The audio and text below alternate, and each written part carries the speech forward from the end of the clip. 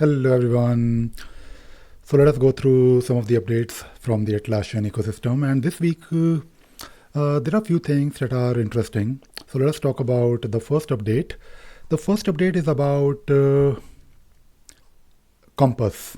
Now, I am not really sure if you ever tried Compass. I have tried Compass a couple of times, and I'm still trying to understand a practical use case for it. The idea seems interesting. I mean, when you go to the Compass product page, even if you try Compass, in fact, you can actually go to your Jira instance and you can actually try Compass, and it will basically set up one instance for you. I believe for less than 3 users, it is free. But this update is about linking your. So it is not just about linking your business goals to initiatives, but there are a lot of other things that you can now see in Compass. For example, you can track your package dependencies. You can also connect your ServiceNow instance to your Compass. And to get started with Compass, just go to your Jira instance. I'm trying to give you like a shortcut. And if you go to any project, for example, if you go to Android project like I'm doing right now, and if you go to the project settings, try to create or go to the components section in your within your project. Now, of course, when you go to the component section, you will be able to create a new component. But if you are doing it for the very first time, you may be taken directly to Compass. So you have the option to basically just switch your components to Compass components. So when you do that, it will basically bring in, I mean, if you don't really have a component like a Compass setup, instance setup, then it will take you to Compass, and it will then let you look at Compass, and it will let you configure different services. I have tried Compass, as I mentioned in the past. The idea, it seems like you can basically link a lot of different things together, and it will give you a dashboard where you can monitor each and everything in one place. So this is something that you should give it a try. For example, if you create a new service, you can actually link it to your team, and then you can link it to your different activities. You can also link it to your repositories. So if you are new to Jira, then this will look like fascinating new thing. But if you're already using Jira or Atlassian tools, then I think this may look interesting. And I would say don't jump into it. Just give it some time. For example, when you configure a new service, you have a lot of different things that you can check. For example, you have this new dependency where you can actually link it to your libraries. And if you try to click on new, let us say you create a new component, right? For example, when you create a new component, like I can say here that, okay, this is a new service, another service. So if you're, by the way, if you're listening to this podcast, do give it a try, like going to Compass. And when you create a new service here, and if you go to that service, you will then get a lot of options, like you can basically link it to your repository. You can also link it to your documentation, and of course your work items like in Jira. And when you have defined everything, like connected everything, then it will basically give you some kind of a dashboard where you can monitor a lot of the different things coming from different tools. So this update, like this new, like linking or bringing things together, is, I believe, a new feature that will be added to Compass. I think it is already there. I just need to give it a proper try. So let us move on to the other update that I have for you, and that is about Trello. Now, Trello is, of course, a very popular tool. People use it for task management. And I think last week, or maybe 2 weeks back, I think there were a few updates related to Trello, which I shared on my channel and also on this post.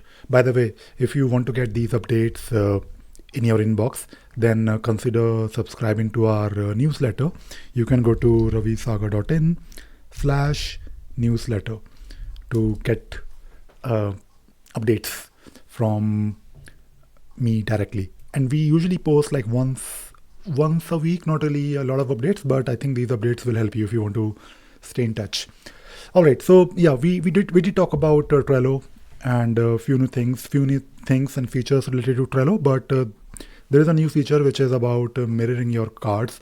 I guess it is like syncing two cards together. If you're coming from Jira Word, then I'm sure you may have heard about a situation or a use case or a requirement from your client where they want to keep two issues, I should say work items, in sync, right? So this mirroring card is something similar. It will basically keep those two cards in sync. So it's a small feature, but Trello is a popular tool, so I'm sure a lot of people will be happy. I don't use Trello. I have done a couple of projects, implementations where I moved teams from Trello to Jira. And I have also done a session on Trello for a client long back. And it was a very difficult thing for me to do because when you get used to Trello, for example, if you start evaluating Trello right now, you can actually cover it in literally a couple of hours. It is that simple. Just the basics of the tool is all you need. And there is nothing much to Trello. So Trello is a good tool actually, but I think if you want to do something a bit more than simple task management, then of course you should be using Jira. All right, so moving on, let us talk about this blog post from Atlassian. Now, on my channel, I have covered many times Agile, Scrum, boards, and estimation. Now, if you want to learn a bit more about how to do estimation when it comes to using Agile, Scrum especially, then I think this blog post can be useful. I'll tell you in like few minutes what this blog post is all about. So this blog post is about planning poker.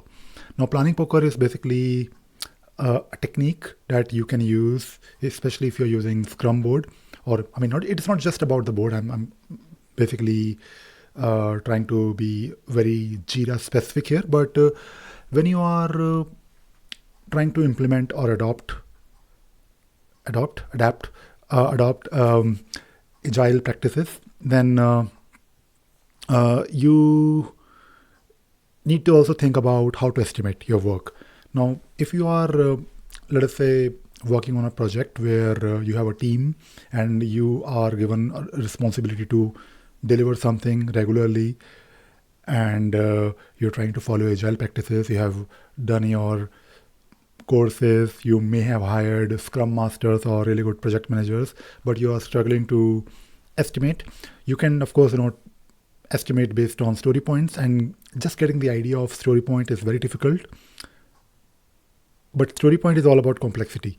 For example, if you are trying to work on a feature, then you can, of course, estimate based on number of hours, but number of hours is, of course, not always great. You should use number of hours purely for billing purpose. But when it comes to estimating the work, you really need more than a number of hours. You also need who is working on that particular task, whether that particular task has been done in the past, and of course based on the availability of your resources. So there are few factors, but primarily it is the complexity and the person who is going to work on that particular story or a task. Now, planning poker is basically a technique where you ask everyone in your team, your Scrum team, like based on the requirement, you ask everyone, like at the same time, what should be the story point. For example, if you're working on creating a very simple login page, then everyone will probably say, okay, the story point should be or could be 2 or 3. And by the way, I'm using the word here story point as 2 because I'm trying to keep it very simple. Usually, I recommend my clients when they are new to Agile, although I'm not really an Agile consultant, I'm a Jira consultant, but I tell them, okay, use something in the range of 1 to 10, just to keep it simple. 1 is, of course, very simple, not complex. 10, of course, is most complicated, piece of work. And when you are trying to estimate based on story points, of course, do it on the stories. And the definition of a story is that ideally you should try to finish it in one sprint. Let us say usually 2 weeks. So don't really try to use story points on epics. Of course you can, but do it on the story on the stories or tasks. So basically, when you ask everyone at the same time, they will say, okay, 2, 2, 2, but maybe one person will say, no, it is 5. So you basically have a discussion around it, and then you do it again.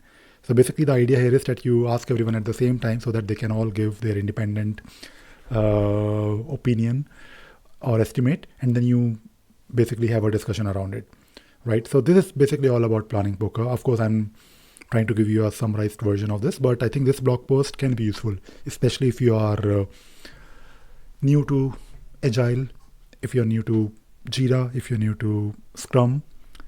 I think in the beginning, as someone who is new to these things, you should try to, learn. Of course, watch useful videos like my videos, but of course you should try to keep an eye on various updates and blogs from Atlassian. So I think this is a useful post that you should definitely read. So I'll of course share the link in the description. Right, the other update I have for you is related to Atlassian intelligence. Now Atlassian recognized as an emerging leader in 2025 Gartner Innovation Guide for Generative AI Technologies. So this post or this award is not really the important thing, because it is good to see these awards, but we as a consultant, we need to basically understand what it means for us and for our clients.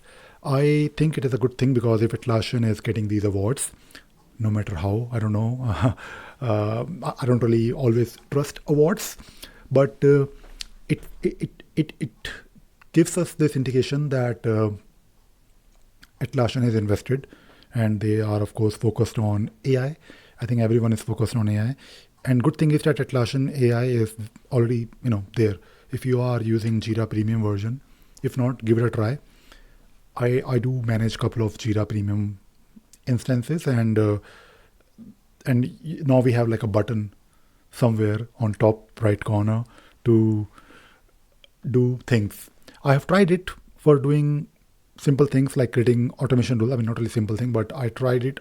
Like last week, I tried asking Atlassian AI to create a rule to automatically create subtask or task based on a transition. It did a decent job, but not really a great job. But I think it will improve.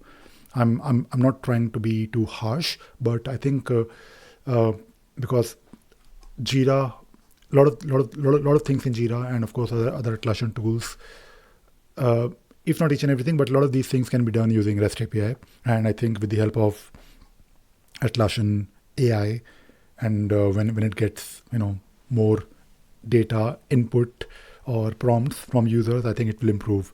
So I think in near future, you can actually create those rules, or in fact configurations in Jira, by simply telling or asking the Atlassian AI. So this award is, I think, a good indication that we as a consultant should not ignore Atlassian AI. In fact, AI in general, I'm a bit behind when it comes to AI, although I've recently started using ChatGPT and Claude AI and Perplexity. No, not really Perplexity, but I need to try. But I think Atlassian AI is something that I need to definitely, keep an eye on. All right, so the next update is about the upcoming event. Now, I noticed this Atlassian Community Connect Faridabad.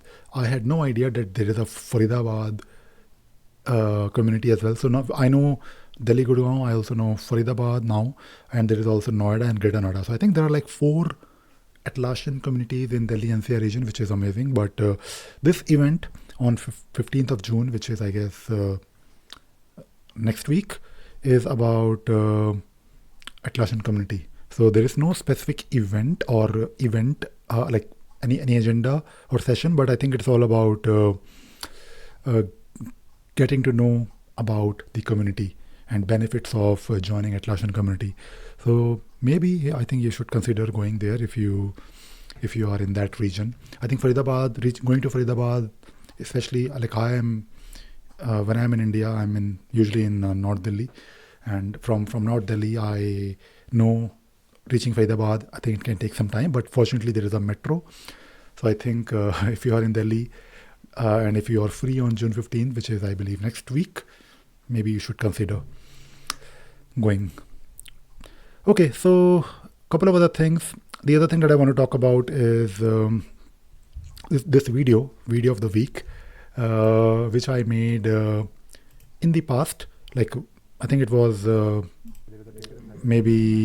think it was sometime last year. It's not really a recent video, but in this video I wanted to talk about the assignee field and the user picker field.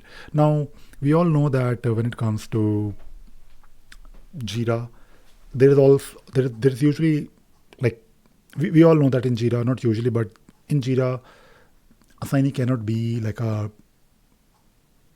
group of users. Assignee has to be just one person, and it is of course not really. When it comes to the assignee field, people usually complain. So it is not always desirable, because my clients always ask me. I think it's very common. People ask me, Ravi, we want to have more than one people who should be notified or who should be working on this task. And of course, when it comes to, to be honest, when it comes to assignee field, I know it's just one user at a time, and I also know that it may not be desirable for a lot of people, because they may want to have ownership of 2 people or 3 people. But at the same time, I think we are using Jira. I think when you're using a tool, and if the tool was built fundamentally to have just one person as the assignee, then I think that is how it is. So I'm not really saying Atlassian is correct or users are correct. It is how things are. And fortunately, Jira is a configurable tool, so we can always configure it to basically support those use cases. So yes, assignee can only be just one person, but you can always create a user picker field which can be used. And by just creating a user picker field, it will not really mimic the assignee functionality or feature. You have to basically use that particular user picker field in your notification. Maybe you want to use that particular field somewhere else, maybe in your automation. So yes, you can improve things in Jira by doing something else with the user picker field. Maybe you want to have approvals where when a person is selected as an approver, then they can get notified and they can basically approve that particular issue or work item. So this is something that I talked about like in detail, so you can watch that video. Apart from this video, I also want to talk about the blog of the week. So we wrote this blog, top 10 Jira mistakes, and I wanted to also elaborate a bit more on these mistakes. So when it comes to Jira, of course, good thing about Jira is that it's a configurable tool, and yes, we can configure it to suit our requirements. But this feature is also like, if you don't use Jira properly, then you can actually misconfigure Jira. And although Jira is configurable, but it is too configurable in my opinion. So you can actually mess it up. You can actually keep on adding mess to it, which I understand you have to configure the tool. But if you just keep on doing it, then you will eventually reach a point where you will not be able to clean up Jira. And that happens. I've seen that a lot in my experience. So this blog post will definitely help you if you are a new Jira administrator. So there's also one more thing that I want to talk about. Recently, I posted on the not on the community, but on LinkedIn. I normally post on LinkedIn. I don't really like posting on community because I think Atlassian community is not really. When I post on Atlassian community, I don't really want to because if I post something which is not really aligned with everyone else, then people might not like it, and they may get offended. But I wanted to talk about it. So we all know about the work items, right? Now, this this work item is, of course, a bit confusing, and it is a bit difficult for us, especially people who are already using Jira, right? Now, we all know that the word issue has been replaced by work item. It's not just work, it is work type. So we have work type, we have work item, we have work type everywhere now in Jira. And I posted on LinkedIn that it is, and I'm trying to be very open and honest about it. I understand why Atlassian changed this issue to work type, because they wanted to use like a very generic term. And I understand, for new Jira users, it might be, I'm not saying it will be, but it might be slightly better or easy to explain. Like, yes, we're talking about a work item or a work type. But I think whether you are, let us talk about like different type of people here. So if you are using Jira, let us say, if you have been using Jira as a user, then I don't really think you really care whether it is issue type or issue or work type or work item, because you're using it, right? So if you have been using Jira, then I don't really think they care, at least the users. For them, of course, it will be a bit confusing because now they see work item everywhere and they were used to issues, especially for those admins and consultants like us, because we are also used to the word issue. Whenever we are talking to our clients, we are always saying, okay, epic, task, subtask, these are all issue types. We are not used to the word work type. And to be honest, it doesn't seem right. Work type. Maybe we are not used to it. Maybe we'll get used to it in 5 years, and then Atlassian will change it again to something else.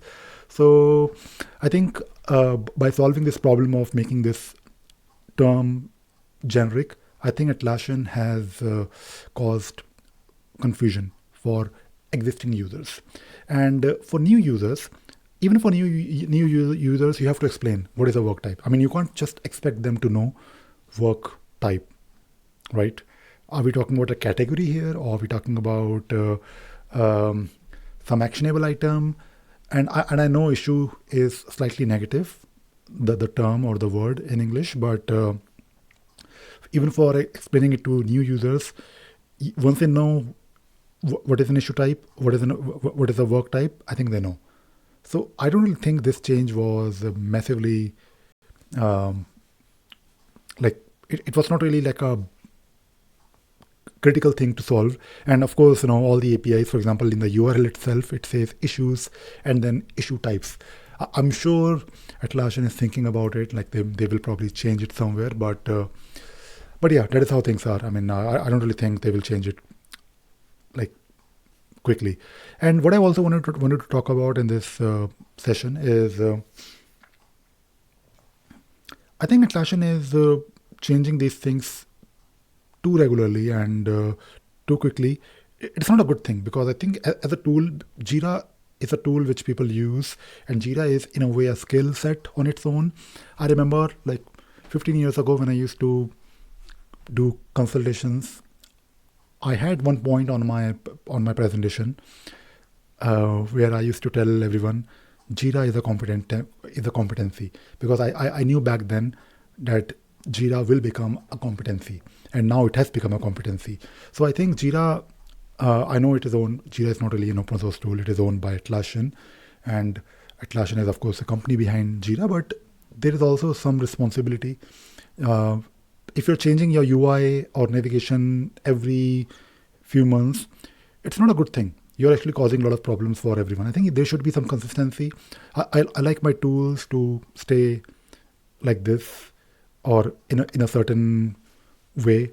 I don't really want the behavior to change every 6 months, because not only we have to understand how it works, how it will impact, but also for our clients. because not only we work directly with the end users, we also work with other Jira admins, and it's a massive problem, especially in the recent times. So yeah, not really trying to be honest, end of the day, not a big deal, but I like consistency. I don't really prefer a lot of changes and unnecessary changes. For example, if you look at Excel, now I remember when like around 20 years ago, I used to do a lot of work in Excel, like a lot of work. I've built tools in Excel. In fact, I have written a book in Excel, Excel VBA, not just Excel, but Excel as a tool.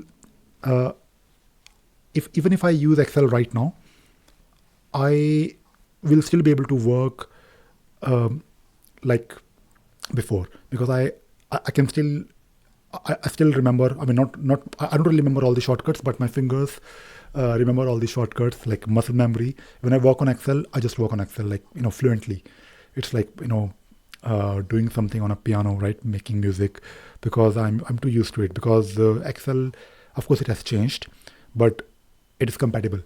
So I don't mind these changes in Jira, but I think there should be. I think Atlassian should give a lot of time to users to maybe switch to the new feature. I think they do give time, but it's not enough. Or maybe they should introduce new changes or features and with an option to switch if they want. But right now, of course, it happens for everyone. The new navigation and these changes, I think, yes, it was not instant, but now there is no option if you want to switch back.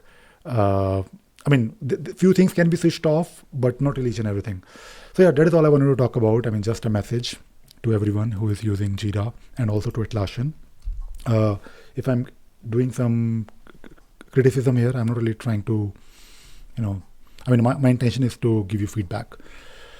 All right, yeah, so that is it. That is all I wanted to talk about in this session. I hope you enjoyed watching this video, and you also enjoyed listening to this podcast, because this session goes to Spotify as well.